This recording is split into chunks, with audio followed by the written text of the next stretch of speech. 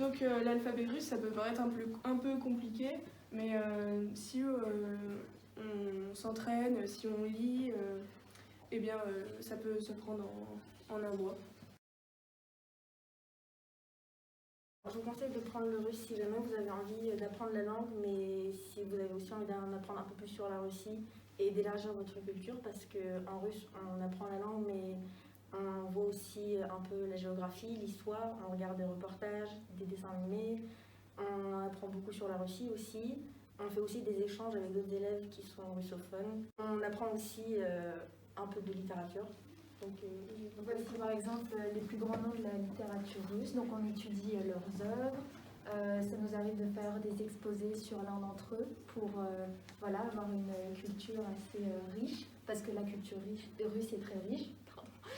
Et voilà, on étudie les œuvres des plus grands artistes, notamment le mouvement barde au XXe siècle, les artistes durant l'URSS, énormément de choses.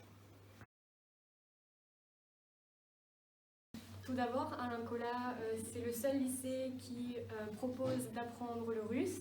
Il faut savoir que le russe, c'est un atout pour les études supérieures, mais comme pour sa moyenne générale, parce que notre professeur nous met souvent de très bonnes notes. De plus, pour Parcoursup, c'est valorisant, on fait quelque chose que beaucoup ne font pas. Et pour les études supérieures, notamment pour ceux qui veulent faire des études dans les langues, ou même ça peut être très valorisant dans un CV d'avoir choisi une telle langue.